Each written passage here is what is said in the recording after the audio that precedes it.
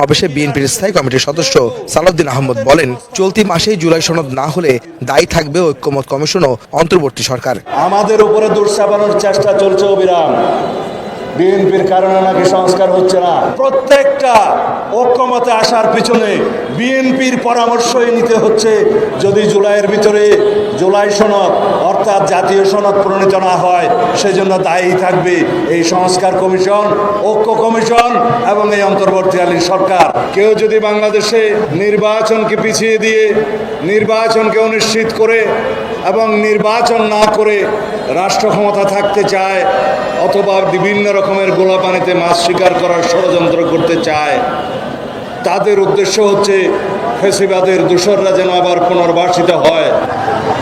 এদিন ঢাকা দক্ষিণের মৌন মিছিল নয়াপল্টনের কেন্দ্রীয় কার্যালয়ের সামনে থেকে শুরু হয়ে শেষ হয় মালিবাগে। এর আগে দলটির স্থায়ী কমিটির সদস্য মির্জা আব্বাস বলেন, জুলাই গণঅভ্যুত্থানের শহীদদের আত্মত্যাগ বিক্রি করে একটি দল রাজনীতিতে প্রতিষ্ঠিত হওয়ার চেষ্টা করছে। বিএনপি আওয়ামী লীগের কাঁধে ভর করে ক্ষমতার স্বাদ নেওয়া জামাতও শহীদদের নিয়ে রাজনীতি করছে বলেও অভিযোগ করেন তিনি।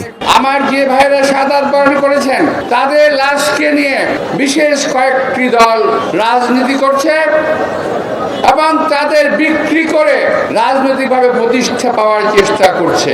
যেই জামাত একসময় বিএনপির কাঁধে পাড়া দিয়ে মন্ত্রী হয়েছেন, একসময় আওয়ামী লীগের কাঁধে পাড়া দিয়ে মন্ত্রী হয়েছেন, যখন তারা দালালি করেছে বিভিন্ন সময়ে, তারাও আজকে এই আমার শাহাদাত বরণকারী ভাইদের উপরে চেপে বসেছে। তাদেরকে বিক্রি করেই তাদের আজকে পুঁজি।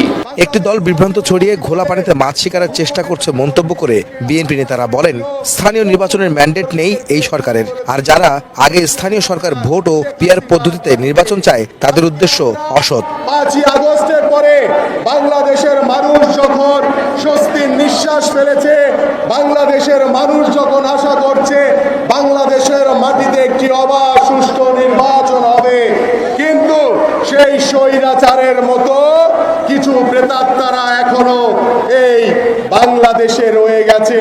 সেই দোসররা বিভিন্নভাবে